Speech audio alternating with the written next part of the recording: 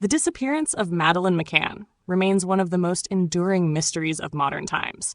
She was just 3 years old when she vanished from a holiday apartment in Praia da Luz, Portugal, on the night of May 3, 2007.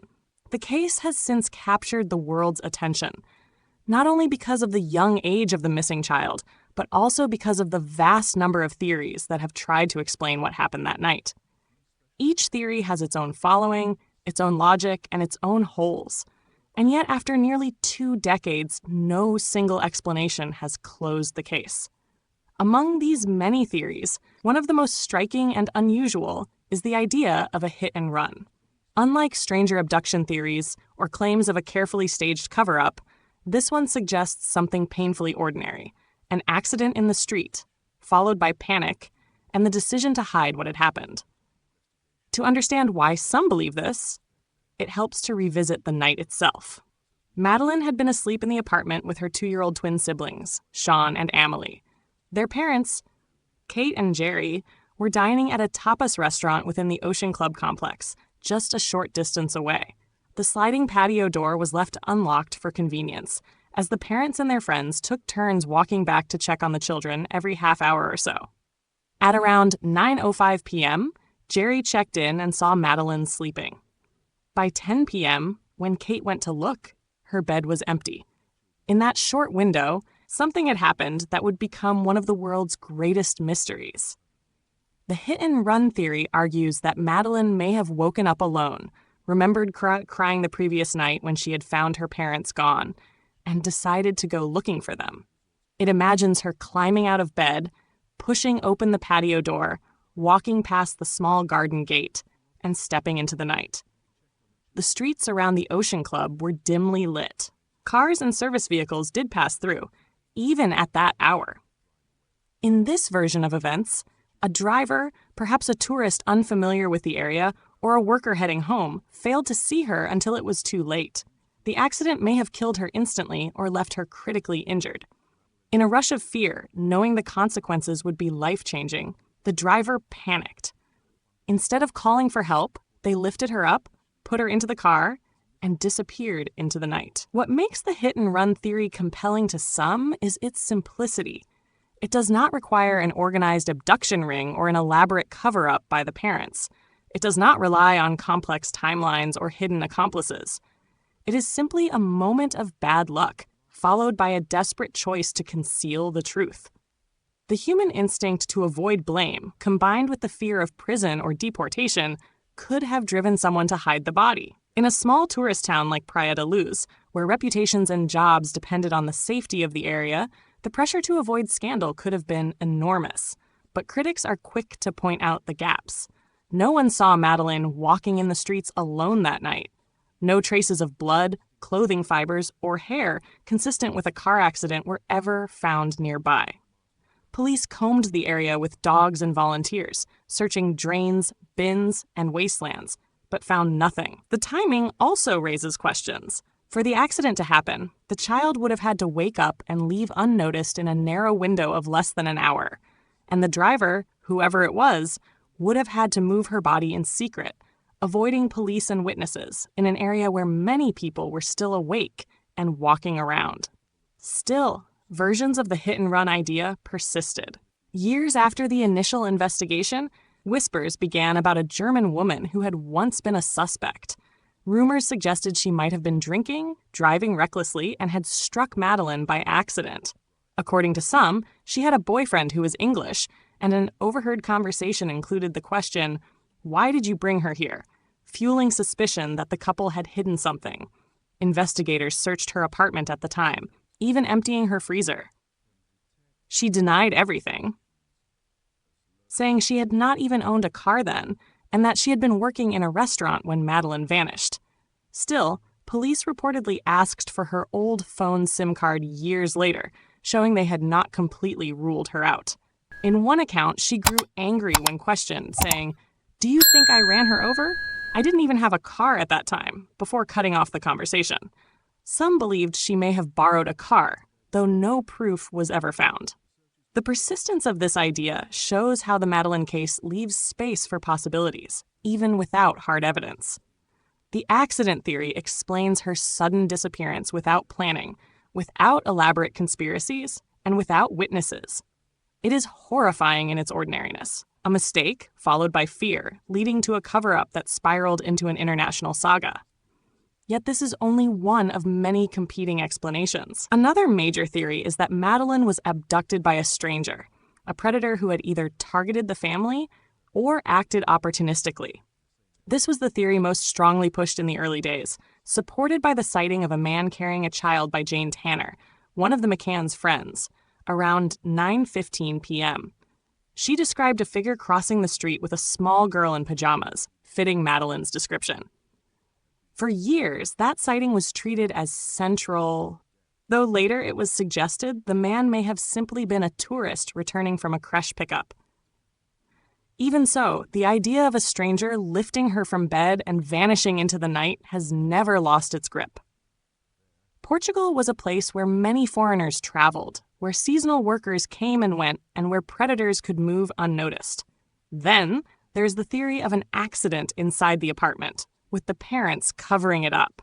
This suggestion emerged when police dogs alerted to the scent of blood and human remains in the apartment, and in a rental car the McCanns had hired weeks later. Some investigators wondered if Madeleine had fallen, perhaps behind the sofa, suffering a fatal head injury. They speculated that in panic, Kate and Gerry hid the body and later moved it. The theory drew support from inconsistencies in witness statements, but it was fiercely denied by the McCanns, who insisted they had nothing to hide.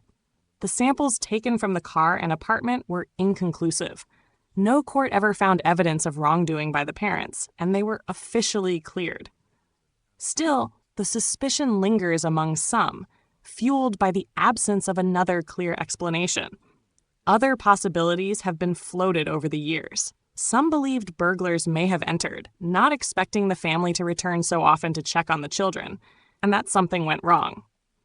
Others speculated that Madeleine may have been sedated, intentionally or not, to keep her asleep while the adults dined. Still others suggested she could have been hidden temporarily, perhaps in a fridge or a bin, before being moved elsewhere. Each of these ideas stems from the same problem: the lack of a body, the lack of a trail, and the lack of definitive evidence. Into this fog of theories stepped Christian Brückner, a convicted sex offender from Germany. His criminal history was long and disturbing, including child abuse and the rape of a 72-year-old woman in Praia da Luz. He had lived in the area off and on, sometimes in a house, sometimes in a camper van, sometimes on plots of land in rough conditions. He was known to police for theft, drug crimes, and violence.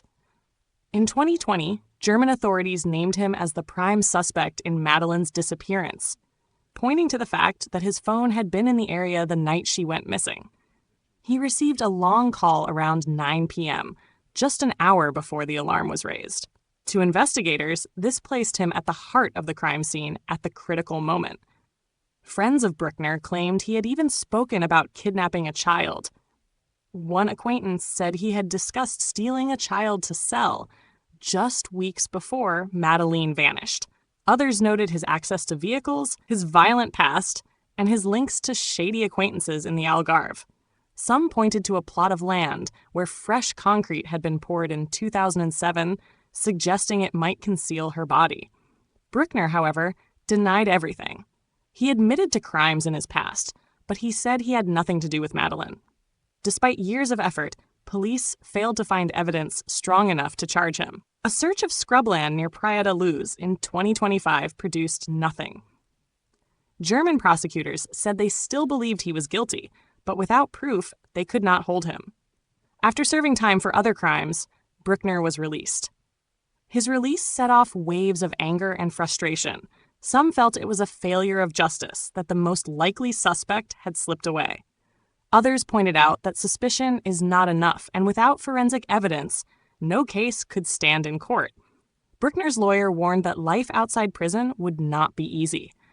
Wherever he went, he would be seen as the man linked to the Madeleine McCann case.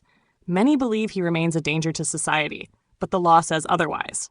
The release of Brückner has once again left the case adrift. For some, it is proof that the truth may never be known. For others, it is a sign that investigators may have been looking in the wrong place all along. Perhaps the hit-and-run theory, dismissed too quickly, deserves another look. Perhaps the answer lies in the timeline itself, with gaps that have never been fully explained. Perhaps someone in the village still knows something, a detail too small to be noticed then, but that could unlock everything now. As time passes, Praia da Luz continues its life. Tourists enjoy the beaches, locals celebrate traditional festivals, and new families arrive, often unaware of the shadow the town carries. But for outsiders, the name Praia da Luz will forever be tied to a missing girl. For Kate and Gerry McCann, their daughter's face remains frozen in time, forever 3 years old, forever just out of reach. For investigators, the case remains open but unsolved. And for the public, it remains a puzzle that refuses to be put back in the box. The disappearance of Madeleine McCann has become more than just a crime story. It is a study in uncertainty, in how silence and absence can feed imagination and suspicion. It shows how, without closure, theories multiply, each trying to make sense of the void. Was it an accident in the street? A tragic fall in the apartment? A predator slipping away in the night? Or something else entirely, buried in secrets yet to be uncovered? Each theory carries weight because no evidence has been strong enough to erase it. Each theory has followers who believe, passionately, that it holds the truth. And yet, each has flaws that keep it from being proven. The story endures because at its heart is a missing child, a little girl who should have grown up, gone to school, laughed with friends, and lived a full life.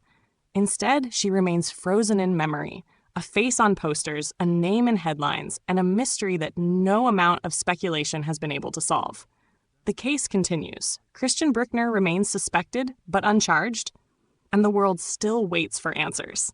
Until the day evidence is found, until the day truth is uncovered, the question will remain, and the theories will circle, as endless as the tide that rolls against the shores of Praia da Luz. They hate you.